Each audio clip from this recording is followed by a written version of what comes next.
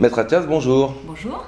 Alors, on vous rencontre parce qu'actuellement, il y a une réforme qui est passée sous silence. La réforme de la justice des mineurs, et finalement, les mineurs vont se retrouver quelque part en danger. Expliquez-nous. Alors, elle n'est pas passée sous silence, c'est un silence plus qu'assourdissant. On n'entend parler que de DSK, ce qui est quand même intéressant, mais on en a ras-le-bol. Et maintenant, un sujet plus qu'important, capital, est passé effectivement sous silence. C'est un débat de société qui est totalement confisqué. J'allais vous le dire, c'est d'abord un débat de société. C'est d'abord un débat de société. Ça nous concerne tous, parents. Ça nous concerne tous, parents, grands-parents, évidemment enfants, mais d'abord les parents et les grands-parents, puisque nous avons tous des enfants et des petits-enfants. Eh bien, nos enfants et nos petits-enfants, jusqu'à présent, on essayait, lorsqu'ils avaient fait des conneries, excusez-moi du terme, eh bien, on essayait d'abord de leur expliquer qu'il y avait des choses à ne pas faire, on les punissait, mais surtout, on essayait de les réinsérer. Eh bien, ce qui nous est promis, c'est pas ça du tout, c'est la prison à 13 ans, l'enfermement à 13 ans, avec les grands, c'est-à-dire avec des garçons de 17 ans et demi, jusqu'à 18 ans, dès la première infraction, c'est l'enfermement. Votre fils a 13 ans, et à un moment donné, il va pas bien, il fait une bêtise.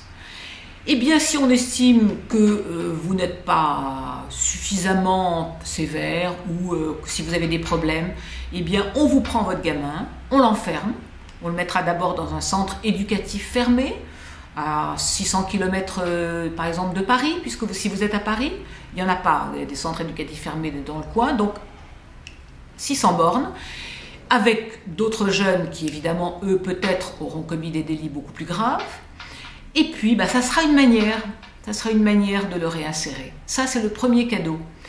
Et puis si votre gamin, il veut pas rester, il veut rejoindre ses parents, et qu'il fugue, comme on dit, dans ce cas-là, on le mettra directement en prison. Toujours avec ces garçons de 17 ans et demi qui sont peut-être déjà dans un chemin et dans un parcours de délinquance plus compliqué. Voilà ce qui est réservé à nos jeunes dans l'avenir. Pour que ça soit plus concret, pour qu'on comprenne mieux, donnez-nous des exemples pratiques. Alors, je vais vous donner des exemples très pratiques, parce que j'ai l'impression que c'est ce que disent les parlementaires, ils croient que ça va s'appliquer à une toute petite frange de jeunes et que ça ne concerne pas leurs enfants et leurs petits-enfants. Mais je vais vous donner un exemple. Eh bien, un gamin de 13-14 ans qui se bagarre, il est avec un copain et il se bat avec un autre qui est tout seul. Ils se bagarrent dans le métro, ils se sont chauffés, comme on dit. Eh bien, donc, c'est violence. Il lui dit en plus, je te préviens, si c'est comme ça, je vais aller chez toi et casser la figure à ton petit frère. C'est menace. Peine encourue, 5 ans d'emprisonnement. Eh bien, 5 ans d'emprisonnement, y compris lorsqu'on a 13 ans, ça vous envoie dans un centre éducatif fermé. Ce centre éducatif fermé, il est à 600 bornes de Paris. Parfait.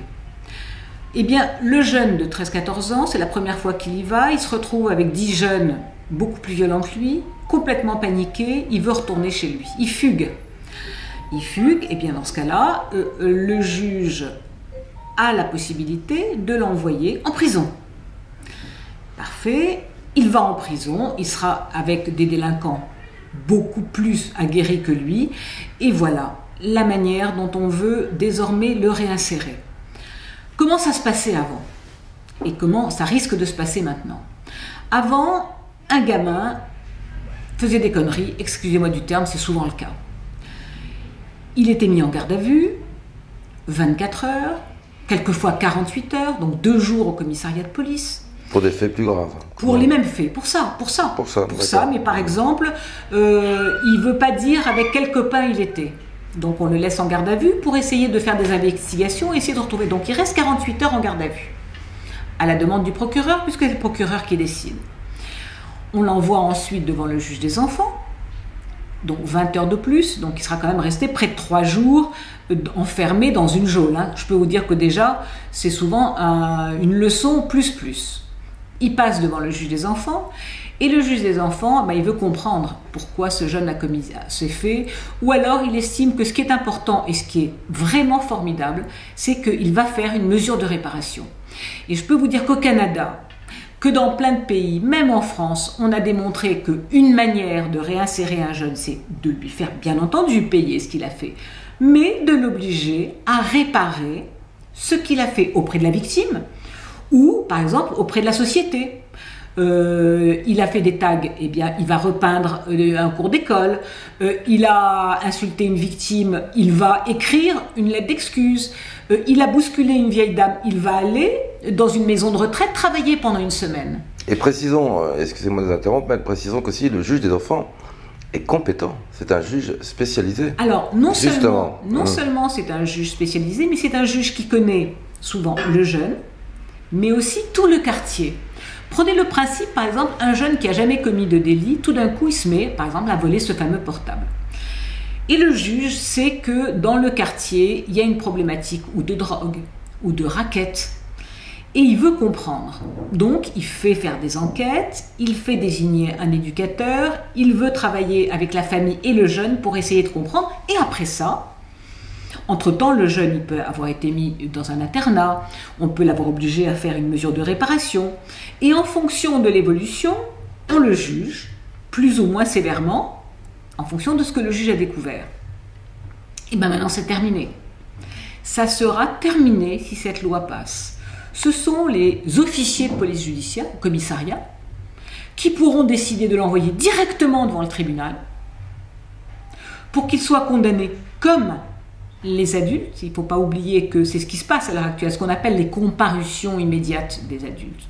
Un type de 40 ans, il peut passer en comparution immédiate. Un jeune pourra passer à partir de 13 ans en comparution immédiate.